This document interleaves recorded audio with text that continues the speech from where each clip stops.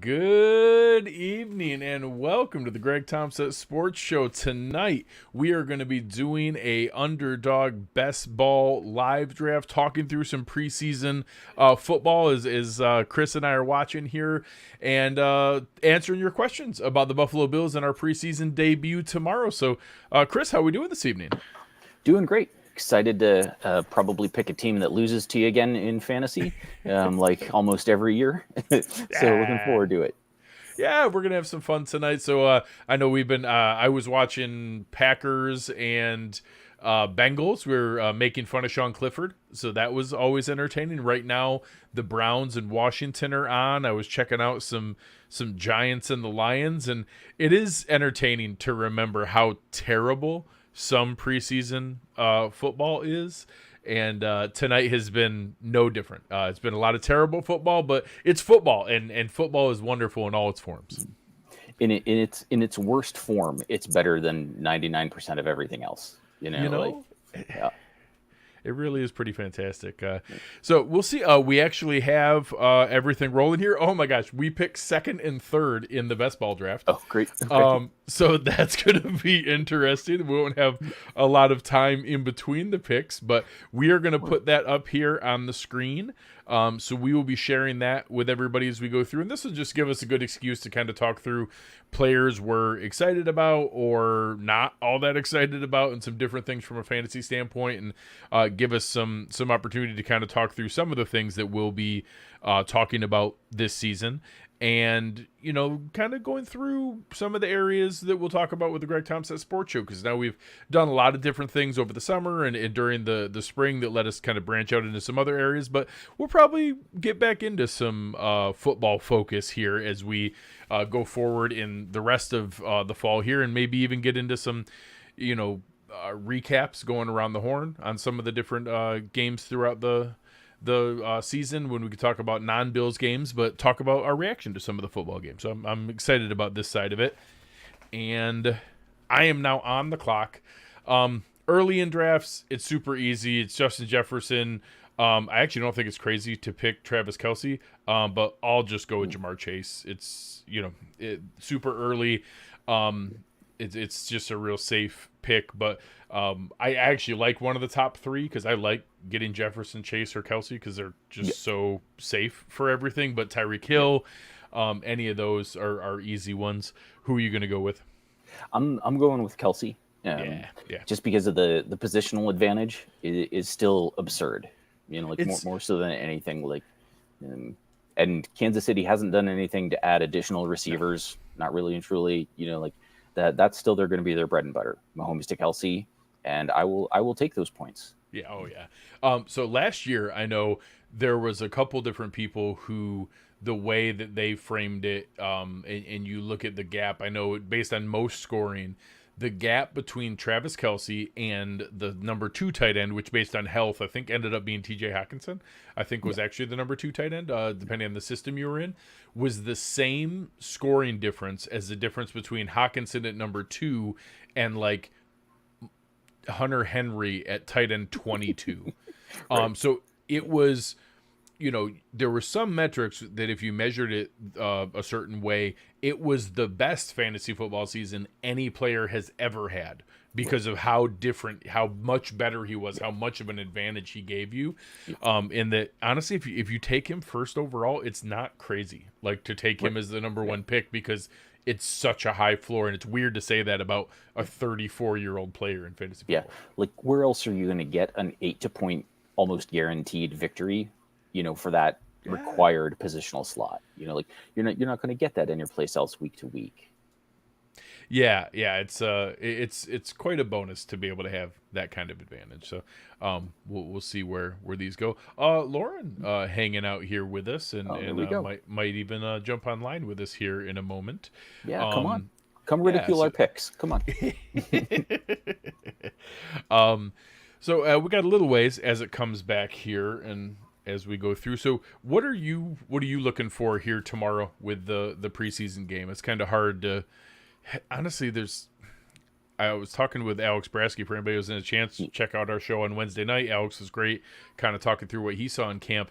this is one of the most defined Bills rosters I can remember in forever. There's like, I keep reading people's 53-man roster projections, and I'm like, yep, that looks right. Like, there's like 3 guys that are fighting for one last spot. Of like, oh, do we keep 5 defensive ends, or is it 10 defensive linemen overall, or is it there's like 1 extra spot of a DB or a D end, and other than that, like, nope, I can tell you all the running backs, all the wide receivers, it's gonna be there's just not that much. No, like it's all the bottom end of the roster stuff too, and like how often are those guys actually going to play and impact the game anyhow? Hopefully not too much. But I'm the 3 things. Well, there's 2 things I'm going to try and force myself to look at, and the first one is Spencer Brown. Right? I like it. I like it. Yep. Like just how are we doing consistency wise? Like, and how does he look actually moving against real competition? Like, does he still look limited by the back injury? And in terms of like, can we get some consistency out of those feet and hand placement? I listen to Ant talk, and it doesn't sound like there's that much he's hanging his hat on in terms of positive difference. Ant talks about him and says, yeah, I'm still seeing some of the inconsistency, but hopefully against other competition, we can at least see some of those movement skills for a guy who's supposed to be an extreme athlete return. The other thing I'm watching is middle linebacker. Coming back up here on the picks. I think you're back up on the board. Oh, yeah. Okay. So, yeah, and I'm gonna go with Waddle. Like I can't argue with if two is healthy, then that's another 100 reception season out of him. I've been in this position. I did one other underdog draft, and I hate being in this position where like Jonathan Taylor shouldn't still be here at the end of the second round, but he also just might not play, and that's a weird combination to have. So I'm gonna roll the dice that he's gonna play football, and that eventually cooler heads will prevail, and that I can't take. If there was one of the other stud receivers, I would have, but Waddle's like the end for me. I really like him in that spot, but if a Devontae Adams or Chris Olave or someone like that had still been there, I might have done that, but it's not. I got to ask you, a guy that I really like, and I hate it here in Underdog because he goes crazy high for where I think he should go in like regular drafts. I love Calvin Ridley this year. I really like what I think he could be with with Jacksonville and Peterson, with Lawrence. I really like that setup, but I this is so high, it makes me a little crazy. Yeah, it feels really high for a guy who hasn't played for so long, and you might be thinking running back too. I don't even remember what you took Taylor, right? I took Taylor. I really like Ramondre. I'm going to take Ramondre Stevenson. I was not talking about him, so you would leave him. Well, good. I'm glad I helped. But it would have been him or Calvin Ridley, and I have Ridley as a keeper in the league that I really care about. And I like having him there, but it's just I've seen him go super early here. He goes much later in some other sites, and I like that more, but I think he's going to be a stud. I think he's going to do really, really well for Jacksonville. Yeah, absolutely. I don't. And I went with Ridley right after that. I like it for all those same reasons. I like it a ton. I like it a ton, and I like the having that setup. I think you're in really good shape, and now we won't be messing with each other because now I will be hunting for wide receivers, and you'll be hunting for running backs. So I need running backs now. Yeah. We'll be going opposite directions the rest of the way here. Let's see. Oh, we've got a 4th and goal with Detroit. Let's see. Nice. Let's see where they're going with things here. Yeah. So the other thing I'll be watching for is middle linebacker, and looking for that battle between Dodson and Bernard, and this hamstring injury for Bernard.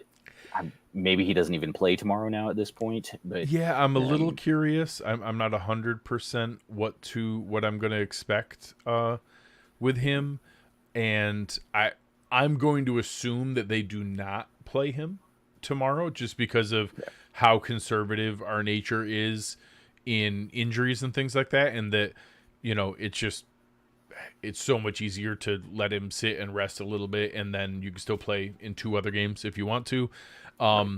If they do play him, I think it says that was very, very minor, because I think if there's any risk whatsoever, you sit him. Or what maybe this does is maybe Dotson gets a little bit extra run this time, and then they do the opposite, and maybe Bernard gets a little extra run next week in that game, and I could see it going that direction as well. Yeah, because I don't think we're seeing Williams in that spot at all. Like I think if they went with anything, like to fill behind Dodson, we'd probably see Spector and Klein. Yeah, I 100% agree. And I think that tomorrow is actually maybe a last gasp chance for Balin Spector. That I think it's feasible he could be able to kind of get his name back in the running a little bit, to be able to give himself a shot at it, because it seems like Bernard and Dotson have pulled away a little bit here, and you never know. Sometimes a little bit of a ding or an injury can give yourself a bit of an opening. Yep. And the reason I said that I need to force myself to watch for those things is because I know I'm just going to be watching Dalton Kincaid. It's all I cannot take my eyes off of his sweet, sweet hands, and that's all I want to watch. I know, so I will need to force myself to watch other things. So I'll give you something else, because you can watch his amazing feet too. So it's really incredible the way that he gets his feet moving. So you have both alternatives to be able to get yourself rolling with it. So like when Eric was pointing out, hey, he doesn't need extra steps in and out of breaks. Like every movement is efficient with him, and hitting on that smooth word for the way he gets in and out of breaks, and just it melts my heart. I get so excited.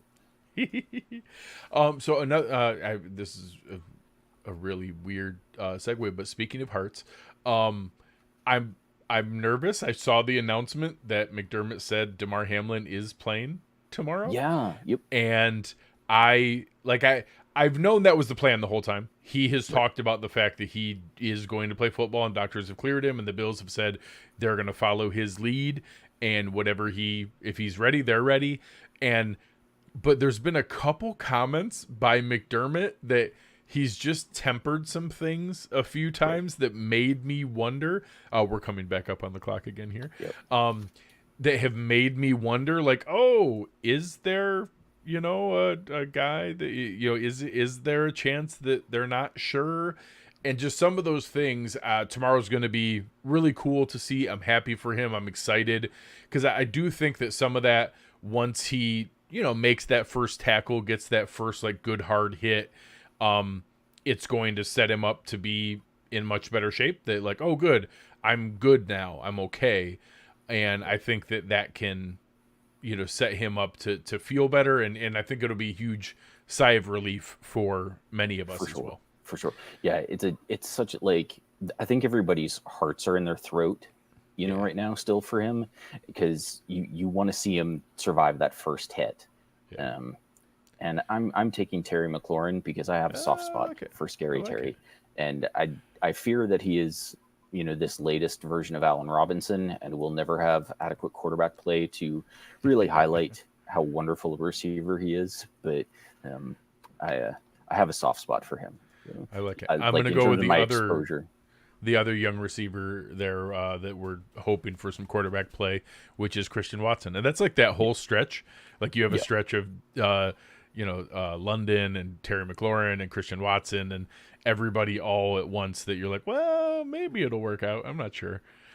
All right. So. Oh, nuts. Both Jones and Walker. Yeah, that's what I was hoping for, one of them to still be there. Will come back. So I will say I'm actually a pretty big fan of Miles Sanders in the way that Frank Reich likes to run the ball. So he's one of the next ones available here, and I think I'm going to go Brandon Ayuk. I almost was going to go T.J. Hawkinson. I'm going to go Ayuk. I like him. Yep. Yeah. So I'm a little more. I feel like I balanced myself out. I got Jonathan Taylor and Ramondre Stevenson, Jamar Chase, Christian Watson, Brandon Ayuk. you so far have Jalen Waddle, Calvin Ridley, and Terry McLaurin with Travis Kelce. So an awesome pass catching setup so far.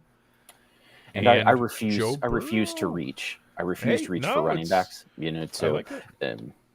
I don't want to be hunting quarterback later when I'm solid at receiver now. I have the best tight end in the game, and every running back on board felt like a reach. So top quarterback it is. Yeah, and I actually like that setup because you're coming back around to an area here where even I actually like the pocket with like James Conner and Rashad White and James Cook and Isaiah Pacheco. I think that's a nice little pocket there.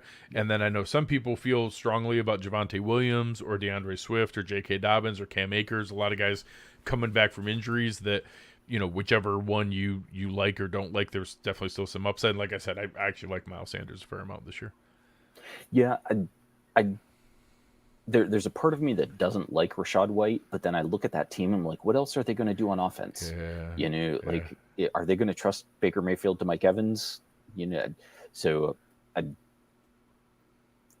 not sure about White's talent, but I think he's going to have a boatload of opportunity. I agree with both things. I think that he's fine. I think he's a fine running back. I'll say it, if he switched spots with James Cook, I think he'd look good in our offense too. Like I don't think he's some elite talent, but I think he's good.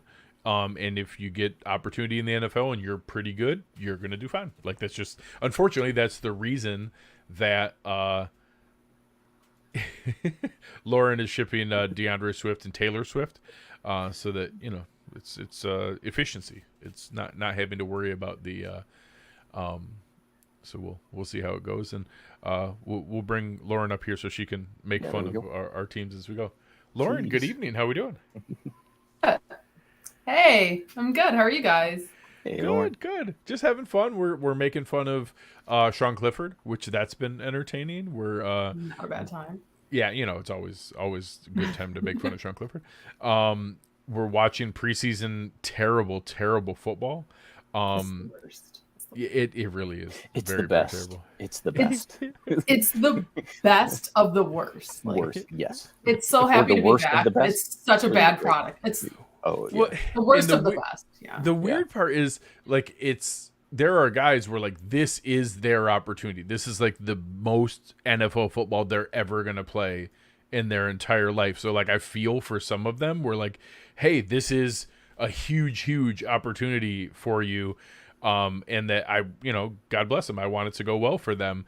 And then there's also stuff where, oh my God, it's so dependent on a couple little spots that if you have like an insufficient center or quarterback or like just one spot that really has a trickle down effect to the rest, it can mess up all of the rest of any play that you're watching. And, it's a little That's my favorite part of like Hard Knocks is like rooting for those guys that are like, they're probably not going to make the team, but you're pulling for them. Yep. Who was the tight end in the Cleveland season that had like the crystals and the stuff, and you would like call his dad and it's sat by the lake and stuff. Yes. So the funny part is if you're not super clued into that team, all of us, like I know the NFL as well as any person who doesn't do it for a living, but there's still, when you're talking about the difference between the 48th guy and a practice squad guy on most rosters, like I don't know who's for sure in or out. All right, Chris is on the clock here. He still needs a running back, and now there's actually some at the top of the board, so it's not crazy. Yeah, and I'm going with Dameon Pierce. Again, this is where you're getting into kind of preference area. Right. Yeah. I don't think I'm going to end up with a lot of George Kittle this year, but like he was supposed to go like 10 picks ago, and I do need a tight end. Although I guess the guy after me doesn't Kyle Pitts have is one. right there.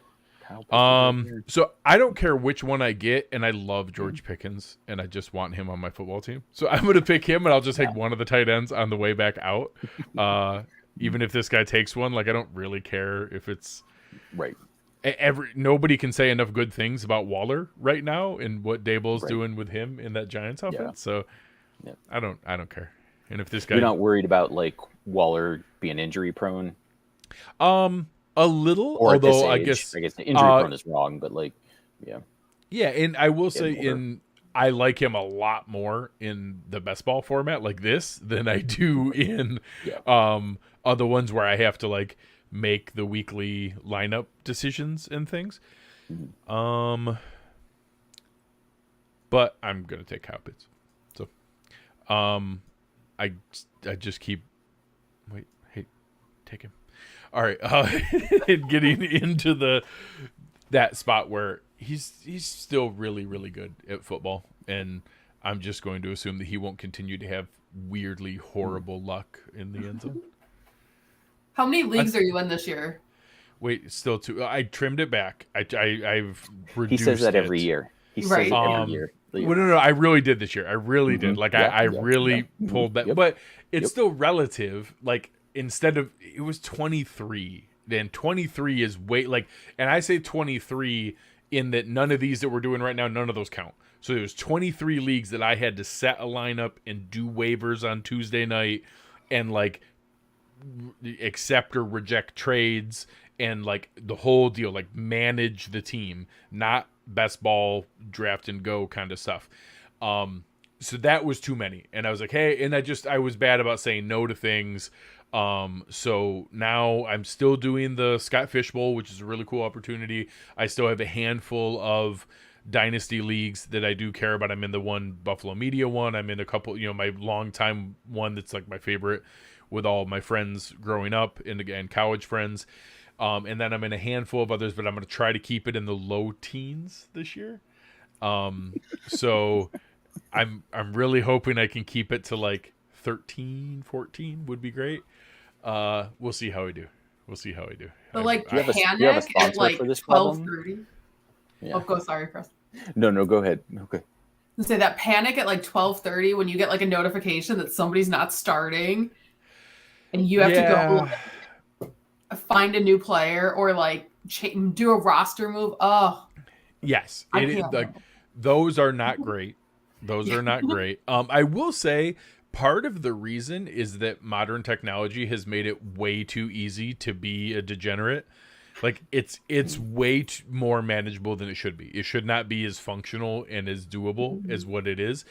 Honestly, the hardest part for me is the thing that still takes time researching is waivers on that. So like I have a whole process where it's a couple hours worth of work on Tuesday night.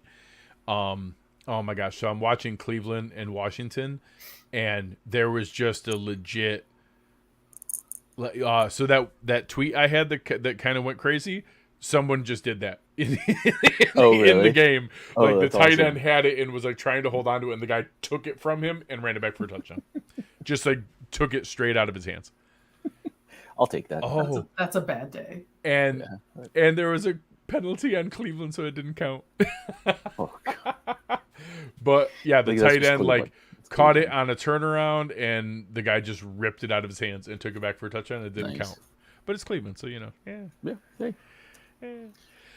So Lauren, we were talking about what we're watching for in the game tomorrow. Anything that intrigues you that you're excited to see? We talked about Damar Hamlin, some of the position battles. Yeah, definitely seeing Damar. I mean, like what a story. It's just amazing. I won't lie. I'm still a little anxious, and I'm gonna feel better once it happens. Once it goes, okay, all right. Yeah.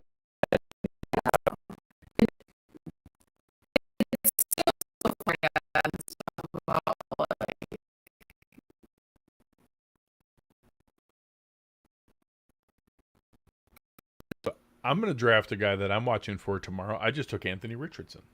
Oh, there you go. So, I was able to wait a little while here, end of the 8th round, to get my quarterback, because I know this year I actually like what Chris did in being able to get having more of a established quarterback, but it just didn't fall the way that I wanted. I mean, like he could easily have a Justin Fields type season. Like Oh, even if the I don't passing expect isn't him there, to be. Yeah, you I don't expect yeah. him to be good, but I don't think it's crazy he could run for 1,000 yards. Like I Right. really Yeah. think he could. Yeah. And then I might try to wait one more. I was gonna just go back to back and also take another quarterback, but I think I'm gonna take Rashad Penny. Yeah. I don't think he's gonna stay healthy for the whole season, but I think a running back as talented as he is, behind the best offensive line in football, the games that he is healthy are going to work out great. Like it's going to be really, really good. So, and you might have like a couple of 30-point weeks in there too. Yeah. Oh yeah. Like, yep. And then I went with Jamison Williams right after that. Nice. I like that. Like a solid wide receiver core, and then if he can catch the ball, which is apparently a concern for Dan Campbell. I think he has not necessarily like week to week consistency, but like George Pickens is going to be for you. Like he's going to have weeks where he's the top scorer in the league. Like if that happens 3 times, then that's a solid pick here at 100. Yeah, he actually fits kind of similar in best ball with Gabe Davis. Like it's really nice where you don't have to worry about the 3 catch for 38-yard games because you get the Pittsburgh game, you get the big play games, and you don't have to pick when they come in. So I love him, and I like the pick here, and I will probably pick him in none of my redraft leagues where I have to manage lineups, like week to week leagues. No, I probably won't take him in any. So explain to me, or for others, and I'm gonna have to do this with my dad. And my mom, because we're trying to start a family. I like it. Fantasy league. Excellent. Yeah, there you go. What is the difference between like a best ball draft and like the standard week to week? So, the simple way is best ball drafts are either for incredibly lazy people or degenerates that need to draft over and over and over again. The actual difference for anyone who hasn't done it is traditional fantasy football leagues, you have like 4 different legs of a table. And the draft is like the most famous one. You pick all your players, and then you have your lineup decisions every week as another leg where you have to decide, hey, I have 2 quarterbacks. Which one am I going to play? I have 4 running backs. Which 2 of them am I going to play? And a lot of times early in the season, it's just whichever guys you picked first, your better guys, you're going to pick them. But as the season goes, you have guys that are struggling, and you start to wonder, like, oh, should I pick this other guy? Should I play this other player? Then you have waiver pickups where you have to figure, oh, there's a hot new guy that we didn't know about. We should go and pick him up. Like last year, nobody drafted Brock Purdy. Nobody drafted nobody drafted Daniel Jones last year as a quarterback, and during the season he became very functional. I'm like, oh wow, they're going to run him a lot. Maybe I should go pick him up. And then you have trades where you can trade with other players, and like, oh hey, I have a backup tight end who's really good, but I drafted Travis Kelce. I'll trade him for this guy on your team. So that's traditional fantasy football. That's 100% what I would recommend for any family league, anyone who's just starting, because that's the whole experience. That's being able to play everything of fantasy football. That's all the thing, the stress. The stress of figuring out who to pick, and it's going to happen to everyone. The anger at yourself when you debated it and you don't pick the guy, and then the other guy has the good game. That's the whole point of fantasy football. Like that experience of being mad at yourself is half the fun. Best ball takes almost like 3 of those legs out of the game, where you just draft, and the draft is the most fun of the 4 legs of the table. It is the most fun part of it. So what we're doing right now, Chris and I are doing a best ball draft. And the draft that we're doing, we're going to pick our players. And you pick, in best ball drafts, a lot of times you pick a few more players than the traditional lineup. But you go through and pick that, and then whoever the guys are that score the most, those guys automatically fill in your lineup. So your 2 best, highest scoring running backs that week are your starting running backs. If you have 3 quarterbacks, your highest scoring quarterback simply is your starting quarterback, and you don't have to worry about it each time as it goes through. All right, we're coming up here. Chris is on the clock. Chris is nice and balanced. Both of us are actually the exact same. We each have 1 quarterback, 3 running backs, 4 receivers, and 1 tight end. So pretty wide open here with just about anybody that could be selected. And I'm going to set up a little bit of a stack with Joe Burrow as my quarterback. He's only the 3rd string wide receiver for them, but like there probably isn't right now another guy who's more consistent for 50 catches and 750 yards and 5 touchdowns, and I'll take dependability there too. Yeah. I took Dalton Kincaid because I love the Buffalo Bills more than Chris does. You jerk. And the quarterback I was going to pick would have been Aaron Rodgers. So I'm really glad that I was worried it was going to bite me.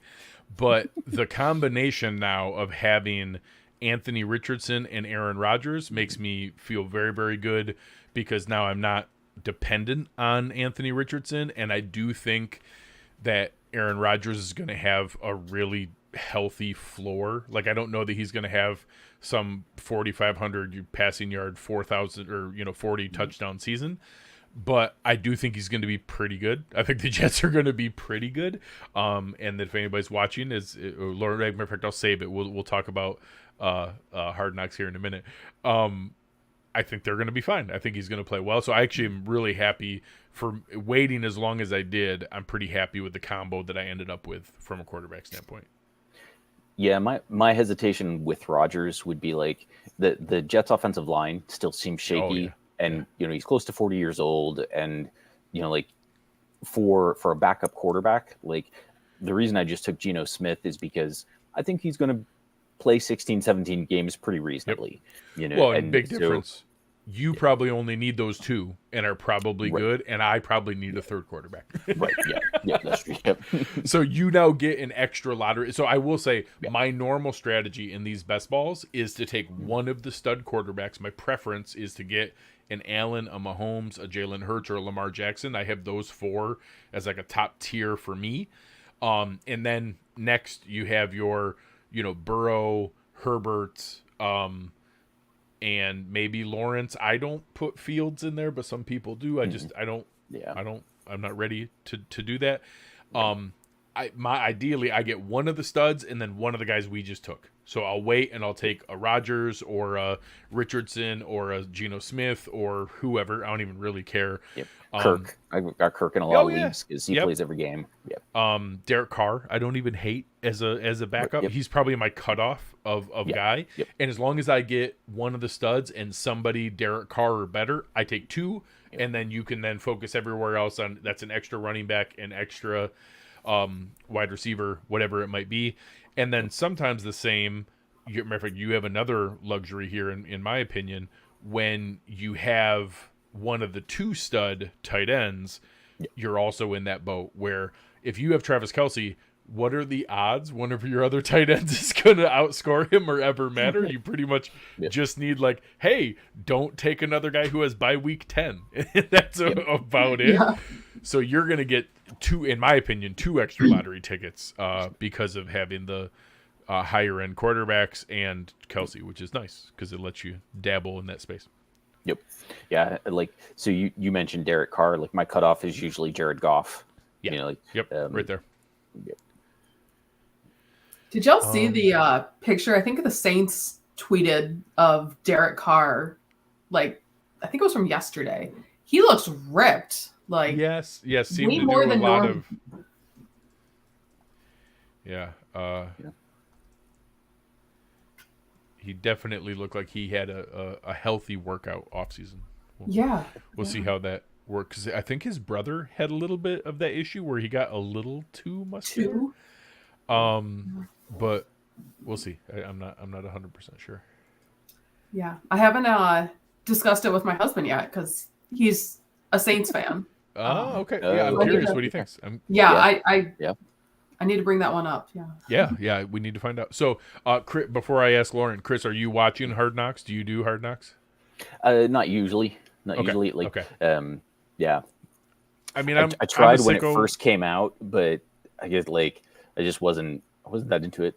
Yeah, I mean, they're cheesy and they way overdo it with the like lower level players who don't actually have a chance to make the roster. And I was talking about that earlier before our picks came up. Like, it happened every year from you. Oh my God, this guy looks awesome. And then you find out, like, oh, he's actually not even a practice squad player. He just was kind of an interesting personality that the cameras liked. And the way they edited it made him look like he had something going on. You saw, like, the only 3 good plays he had all of camp. But I will say, this past one was literally a 60-minute commercial for Aaron Rodgers. The first episode was like 60 minutes of just, oh my gosh, we got Aaron Rodgers. Aaron Rodgers is really cool. Have you seen how cool Aaron Rodgers is? For 60 minutes. Like, that was the entire episode. Was that an accurate description, Laura? Oh, 100%. I looked at my husband and made like a inappropriate gesture of like, oh my God, they're still going on about this. Like, it really was a lot. It really was a lot. It was a lot. Yeah, I'm probably not going to tune in then based on that. Yeah. It was a lot. It was a love fest for Rodgers. Yes. Yeah. Very much. And then there was the Rodgers love fest for Liev Schreiber. I'm sure Liev Schreiber, I will say I love Liev Schreiber, and I will give him a pass because he is born and raised in Brooklyn, I think. And I think he is a lifelong Jets fan, like in real life. So I'll give him a pass for his, if I was a lifelong Jets fan and we had, they had the team they did last year and then added Aaron Rodgers, I'd be obnoxiously excited too. Yeah. So I'll give him a pass. I love him. But it is like, they went on for like multiple minutes of like Rodgers, like, it's the voice of God. It's the voice of God. Oh, yeah. Jesus. Yeah. Rodgers kept calling Liev Schreiber the voice of God because, he does have a very good narrator voice for it. But it was there. So, all right. So, Chris just made it easy for me because I do like Sam Laporta, and I already had a rookie tight end, but another one that I really like is Gerald Everett for this year, and he's available very late. So having a trio of Kyle Pitts, Dalton Kincaid, and Gerald Everett, I feel really good about as a trio here. And I'm going to look, and he's still here. If this guy doesn't take him, having also a trio at quarterback of Richardson, Rodgers, and Carr, I feel pretty good about too. So I'm going to be short at running back and receiver because I took 3 quarterbacks and 3 tight ends. So I'm already at so I have 5 left. So I'm going to be able to do like 5 running backs and 7 receivers, which is fine. Like, that's not concerning for me, but I prefer to have like 8 receivers as long as I can help it. But I at least like the 3 combos that I did to have Richardson, Rodgers, and Carr, and Pitts, Kincaid, and Everett.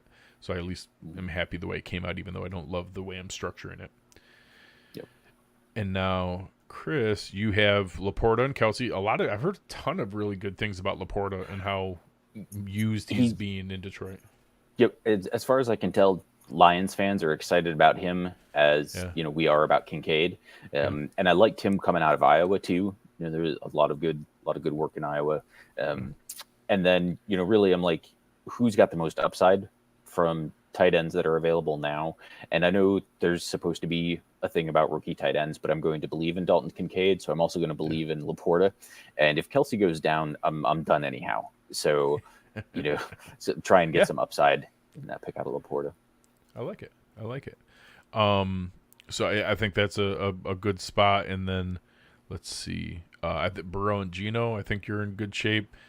Damian Pierce, J.K. Dobbins, Isaiah Pacheco, Tyler Algier is a nice start there. We could throw some more lottery tickets there. And I really like the way your receivers came together so far. Waddle, Calvin Ridley, that's awesome at the top 2. And then McLaurin, Jamison Williams, Tyler Boyd. A lot of good, like, boom bust options there that when they have big games, you're going to get credit for them, which is a great way to put it together. I like it. Well, thank you. Yeah. So do any of your guys' leagues have like the crazy draft order competitions, or like if you come in last, you're getting some kind of tattoo. Yeah. So some of those are a little extreme for me. And I will say some of these things that if like the idea was out there and planted in people's minds when we were younger, we would have. Yeah. And there absolutely would have been, especially the like beer Olympics one of doing the combine with the like flip cup and beer pong and cornhole and running the 40 and all, like that would 100% have been us doing it. So there's cover one league that tomorrow we took 12 position players and randomly distributed them, and their number of scrimmage yards tomorrow is the draft order. I am Desmond Patman. So the number of scrimmage yards that Desmond Patman gets is my, ranking. So somebody has Dalton Kincaid, which is risky because he might play one drive and then sit. So we did, let me pull it up so people can see. We didn't do, obviously, like Gabe isn't one of them. James Cook isn't one of them. We tried to pick the 12 guys that we thought would get the most actual playing time. So we had Desmond Patman, Terrell Shavers, Dalton Kincaid, Darrington Evans, Isaiah Coulter, Justin Shorter, Jay Sternberger, Marcel Aitman, Khalil Shakir, Quentin Morris, Jordan Mims, and Andy Isabella. Okay. So that was how we're doing ours. And that tomorrow's preseason game, the yards from scrimmage will rank it from 1st to 12th, and that will be the draft order. Did you get to choose your player, or was it auto-assigned kind of thing? We put them in order, and then we actually did the randomized draft order. So we put them in alphabetical order or whatever, and then randomized the draft order, and that randomized draft order was who you got in the order. So I got number 1, and somehow number 1 on the list was Desmond Patman. So, it's one of those things where we joked about it that, we have no idea. We have no idea who is going to end up as the yardage leader. So let me pull up Falcons Dolphins, who is a minute 54 left in the game, and the leader of scrimmage yards in that game is Godwin Igwebuike. Of course it is. Second is Myles Gaskin. I've at least heard of those two humans. I knew they existed. Third is a person named Eric Ezekanma. I did not know he existed. That is a first for me. I was not aware that he existed. So it's that kind of thing where it's fun. And we looked like in this game for each team, the Falcons have 13 different guys have gained yards from scrimmage. For the Dolphins, it's 13 for them as well. So like at least one of our guys is going to get a 0. Like it won't shock me if whatever Isaiah Coulter doesn't catch a pass, Justin Shorter doesn't catch a pass. Somebody's probably going to get a 0. But that's a fun way to do it. So that's at least something random. I've done ones where it was we each got numbers of horses in one of the Triple Crown races and did the Kentucky Derby. I've done one where it was NASCAR, where we each picked a NASCAR driver and how they finished in the race was what we did. It's just anything random where you have a reason to root for someone that you have no actual reason to root for is fun. That is fun. I also have not done any crazy things where you have to get tattooed or anything stupid or go to Waffle House and eat. Yeah, no. But I will. The one that we do in my longtime home league, if you finish last, you lose your naming rights to your team the next year. Ooh. And the rest of the league gets to name your team. And when you're in a league with people that have been together for 20 years, you can get really creative and sometimes like painfully personal about like that's your team name for the whole year. Like you are not allowed to change it. I'm up here, so I should probably. Oh, Greg, the guy that I wanted is literally first in the order. I wanted Roshan Johnson. So Johnson. Okay. I didn't have to do any work. I think that he's got a shot to be able. I don't mind Khalil Herbert, but I don't think he has like a stranglehold on that job. Let's see. So I like later on here. There's a couple of the receivers that I like here. I like both Jaden Reed and John Mechie. So is there one of them that you like Mechie, that it would like annoy you more if I took that guy? I'm probably going to go with Ford. Like if anything happens to Chubb, like I think he's in line. I agree. Although a piece of me definitely wonders if they either bring back Kareem Hunt or sign Ezekiel Elliott or one of these, or Leonard Fournette or whatever it is. A piece of me wonders, like, are they going to sign somebody? The same thing. I don't think it'll be Delvin Cook. I think it'd be one of the other guys. But like a couple of these spots where like Delvin Cook left, and now I'm looking. I'm like, yeah, one of the spots that make the most sense for running back is now Minnesota. Like they should probably sign someone. Like who's going to be Tony Pollard's backup? Well, Ezekiel Elliott fits that role. But it seriously is like some of those spots are like, oh yeah, like you should probably have someone there. Whatever. It's those are the most likely spots in my mind. Obviously, Indy kind of seems like they could probably use somebody just in case that goes sideways or weird. The same thing. The Raiders kind of look like they could probably use somebody in case that gets weird. But all the rest of the spots are like, the spots where the free agents are coming from. Tampa Bay could use a guy because they don't have Fournette. Dallas could use a guy because they don't have Zeke. Minnesota could use a guy because they don't have Delvin Cook. And they each have a guy, but they don't have any backup to Pollard, to Alexander Mattison, to Nick Chubb, to Rachaad White, and that's just a weird spot to be in. So we'll see where that goes. Yeah, so, and I would have it would have annoyed me more if you'd taken Mechie over Reed. Like I don't know what it is about Alabama wide receivers. Like I can't quit them. So I was William was in here asking. I guess we did maybe have a video issue for a minute there. Something happened with the Twitch feed, and when it dropped out, it almost like restarted the other ones. So for anybody who's hanging in here, I appreciate it. I don't know what exactly happened, but it looks like it might have restarted on one of them. I'll mess with that later. All right, what do we got? Oh, we still got a little ways to come up here. So Washington is kicking the crap out of Cleveland. Atlanta has beaten Miami, so that's always fun. I like anytime the Dolphins lose. That's good. What are things you're looking for tomorrow out of preseason one? So obviously number one is no injuries. That just normal stuff. I hope everything goes smoothly that way.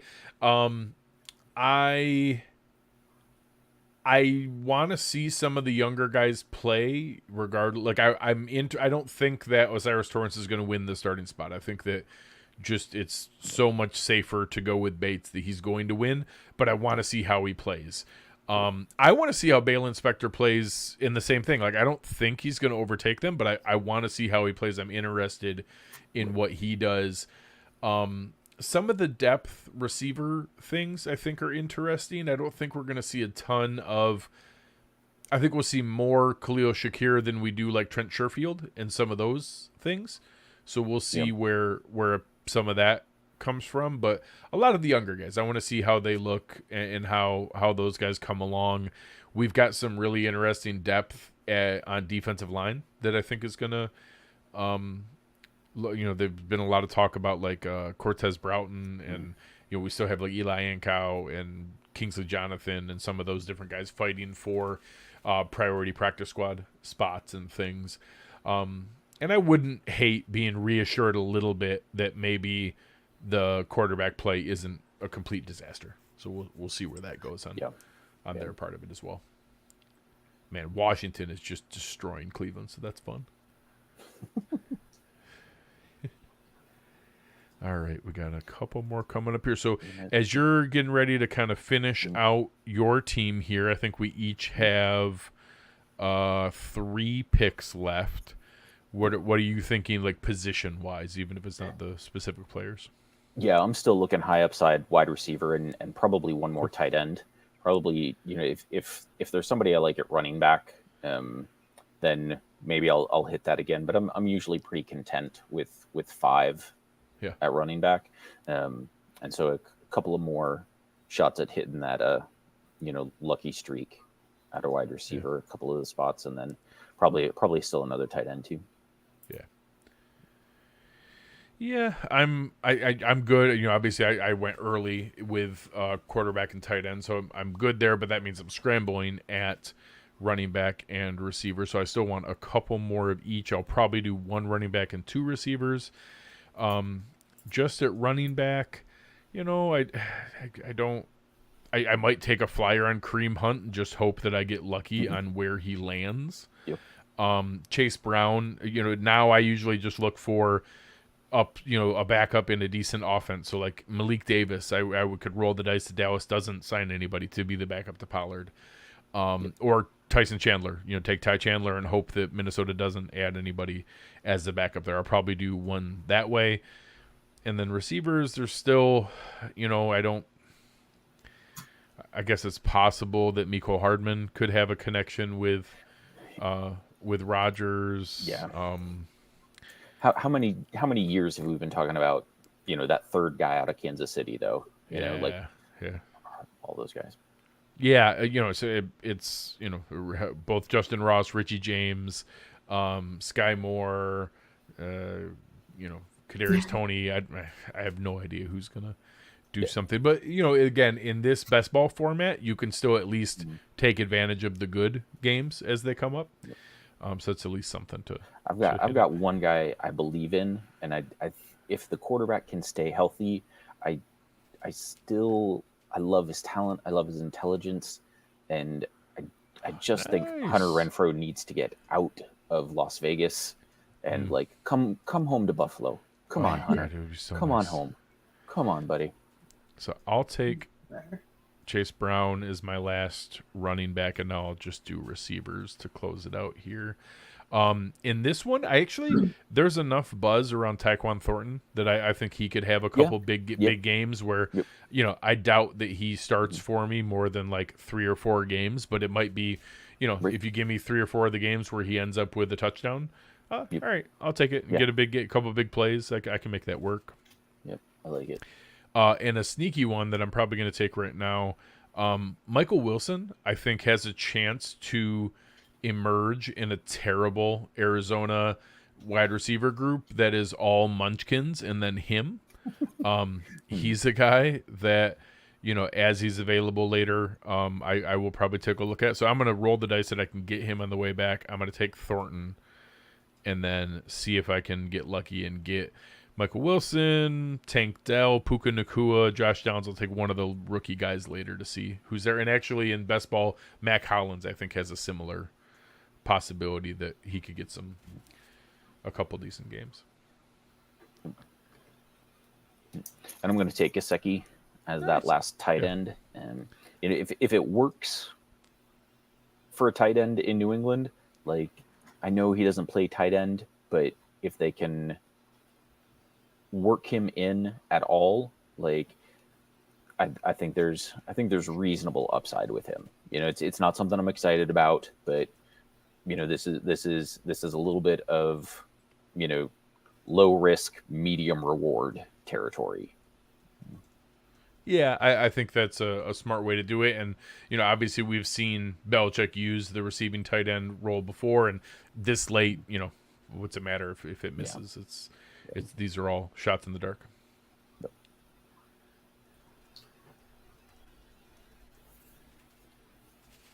Spin0481 in the comments said Giants top five wide receivers in today's preseason game are all former Bills players. Oh, I need to go look at that. Let's see. Yeah. That's fantastic. He's got so we have David Sills, Cole Beasley, Jamison Crowder, Tommy Sweeney, Isaiah Hodgins. Those are the top 5 receiving yardage leaders for the New York Giants.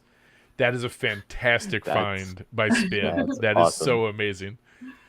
That is absolutely delightful. that is Buffalo Bills East Rutherford chapter.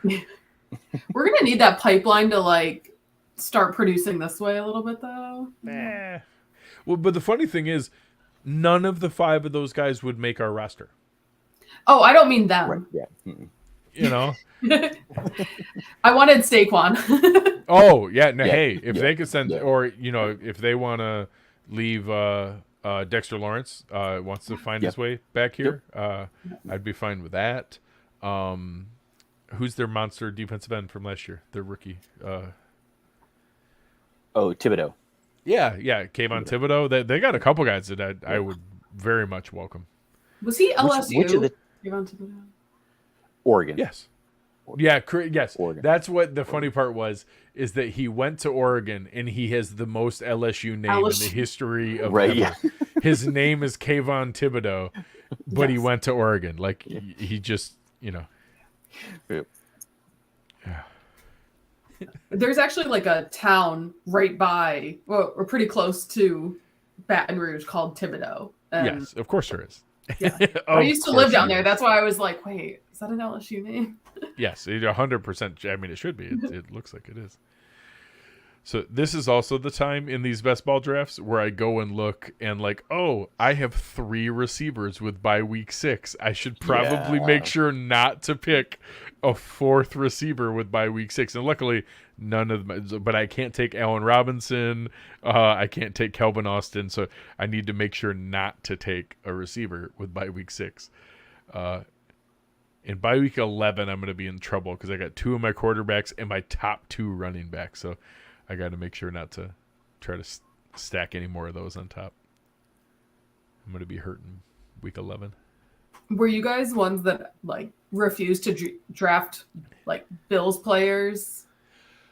Like, maybe years ago. For a long time, I was. I mean, one, it was in your best interest not to because it was Right. terrible. Yeah, we didn't score any points. Anybody. So I probably lied and told people that it was because I was superstitious and like didn't want to like root for or against them. But I will say it hurt me in 2020 because I was still like a little more hesitant about it and not like fully bought in from a statistical standpoint. So I did not have a lot of Josh or Stephon Diggs that season. And I heard about it from a ton of my friends when I was in leagues with them, and they would beat me with Josh Allen or Stephon Diggs. So now obviously I'm much more, apt to draft. Heck, now in a lot of leagues, I am actively seeking. Tyler Bass is like my number 1 target as a kicker. Dalton Kincaid is like my backup tight end in every league. James Cook is one of my most common targets in mid rounds, things like that. Do any of you guys feel good enough about the receiver 3 spot to take anybody? No. I don't feel. Although I will say, in this format, he is absolutely free. You can take him in the very last pick anytime you want. A piece of me thinks that maybe Trent Sherfield's not a completely worthless pick. Yeah, like he would be the one I'd pick if you forced me because I think that Hardy's going to end up with the punt returner, kick returner protection. Gadget. Issues. So yeah, and Gadget, like he'll get some jet sweeps and things, but I feel less confident than I did earlier that he was going to get like the same 65 targets that Isaiah McKenzie got. I now think it's going to be lower than that, especially with mostly because of Dalton Kincaid, not because of anything he's doing or not doing. But if you told me at the end of the year that Trent Sherfield had 6 touchdowns, I wouldn't. That's not crazy. Like I think he could have a handful of big games, and in best ball where you never have to worry about when you start him, you just get the games where he gets a 40-yard touchdown, and a 40-yard touchdown, and this is 11 points. Like that one play is 11 points. It's not completely. It's not nothing. Worthless. It's not nothing. And like it's not going to surprise me at this point too if Sherfield out snaps Hardy. For the season, like there's just so much buzz about how much Josh likes him. Yeah, and I think I mean, he's clearly the superior blocking wide receiver too over Hardy, and I really do. I'm afraid for Hardy that his snaps are really going to be limited, because of the returning duties. Yeah, and it irritates me to no end. But I understand the thinking, but it is what still it irritates is, me. Yeah. Well, and I'll say it even.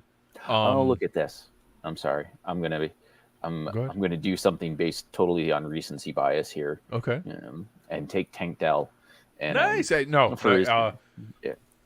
Go ahead. It's I was a just good gonna say, yeah, everything, all the positives that are there for him, everything Ant says about him, like he's a good receiver, a good route runner. He shows, technique and pace and solid hands and effort and speed and quickness and all of it.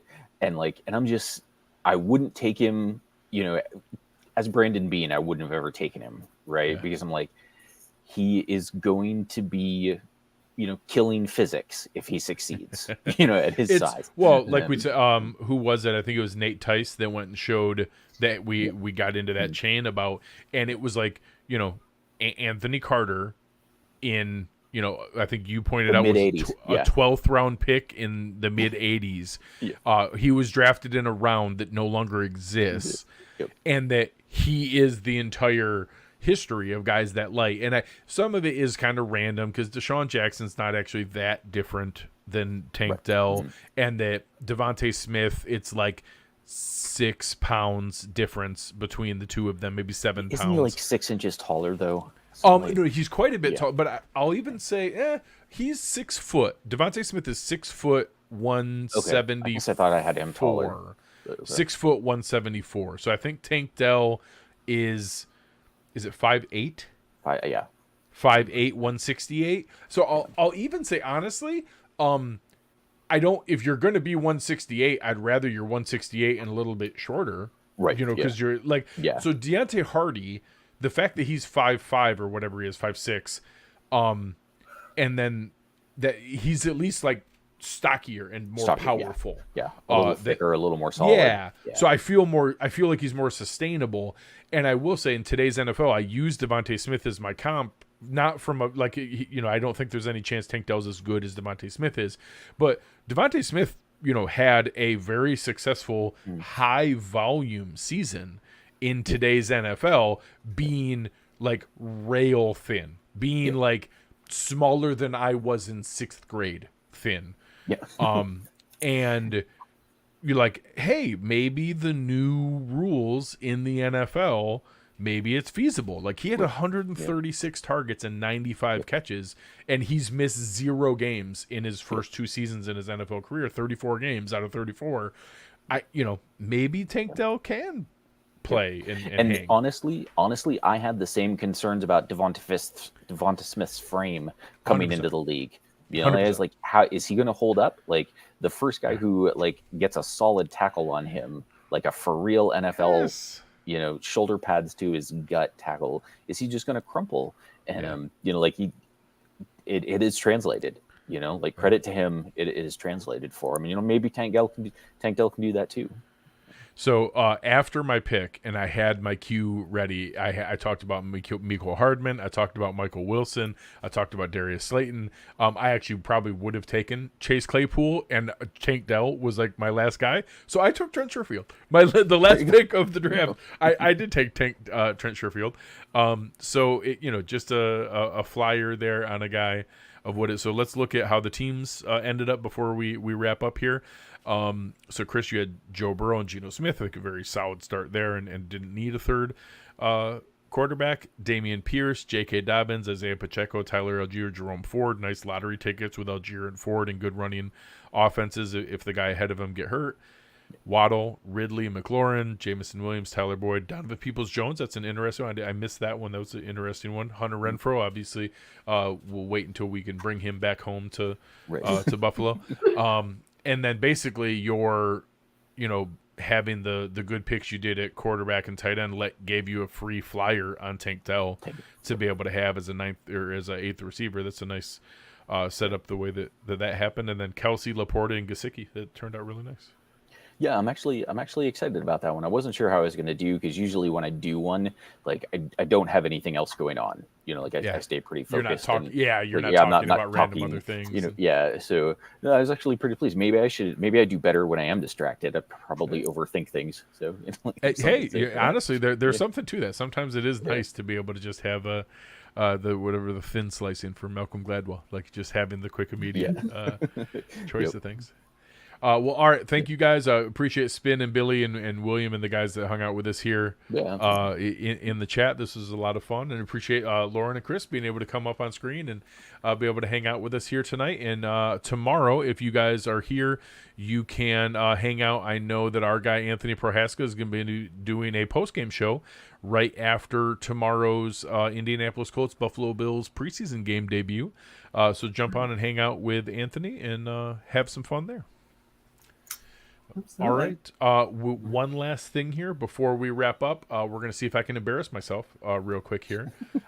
So we'll go through, and you guys can laugh while I actually do. Greg doesn't know, and we'll do the live trivia where Chris can giggle live while I'm here on the screen and can see if he got me. So first, I have no idea even what the genre of question is. I did try to fantasy. stay topical for you. I like it. I like it. Good work. Yeah, as any good producer would. All right. So who had the highest scoring fantasy season on a per game basis? This is sneaky. So I know. I mean, the answer probably I think should be LaDainian Tomlinson, because he set most of the records. For like touchdowns scored in a season, and that was with like 2,000 scrimmage yards. It's super sneaky that you put Don Hudson in there, and I hate you for adding that, because I know he had ridiculous seasons back before fantasy was actually a thing. The next season, he's had the 6th highest scoring season per game at just under 30. So yeah, I am going to go with LaDainian Tomlinson, because I think he had back-to-back. Marshall Faulk! All right, so his 2000 season, did he not play every game? I don't think he could have, because like LT's 2006 is that season you're remembering, and so like he had like the one with like 1,000 touchdowns and every yard that's ever been run, legitimately like 29 touchdowns, or might even have had 30. Like it was such a ridiculous like 31 season. I feel like it was insane. So it like Falk must have gone a couple of games where he was also ridiculous. I'm pretty sure that it was still great. The greatest show on turf season, I think he had the 1,000 rushing, 1,000 receiving that year as well, which is a ridiculous, amazing, historic season. Which wide receiver had the highest scoring season? So obviously this isn't all time. This isn't all time. So and you'll get that later, but all right. So Moss has the record for touchdowns, but a lot like Marvin Harrison had the crazy, like whatever 100 before Michael Thomas broke it, like the 137 catches, and then Antonio Brown and Julio both had some ridiculous high catch seasons. So Cup and Rice were too easy, and Greg trounced me with an underdog with Cup and 21. The pain is still too fresh. I respect it. Cooper Cup also sneaky pick this year. He's falling in some leagues, and he's still going to be. Matthew Stafford's going to throw him the ball over and over and over again there as well. So you can do that. So out of these 4. I feel like Moss was too easy. I'm going to go with Antonio Brown, although Randy Moss broke the record for touchdowns. So Antonio Brown. Yeah. All right. All right. So you can play your thing, whatever. Who do you think you are? I am. Get it right. Any excuse to be able to play the Pete Weber video is a victory. Like it's such a victory to be able. I will say it hurts even worse live when you get one right. It's fantastic. It's fantastic. Very, very good. Those were excellent. Nice Excellent. Well, and now like I have to like reverse engineer, like reverse psychology path my way to the answers, because I know you're trying to trick me. So that was fun. That was a good one. But all right, it was great having the two of you jump on. This is a lot of fun. I love getting back into football now, and we'll have fun things to do this way all the way the rest of the way through, and we'll enjoy more time together like this and have more fun together. So appreciate the guys who jumped in the chat, and everybody. Sorry about some of the video issues earlier. We'll see how that ended up now when I end things here and go play around with it. But on behalf of Chris and Lauren here, you have been listening to the Greg Tompsett Sports Show, and we are out. Mm-hmm.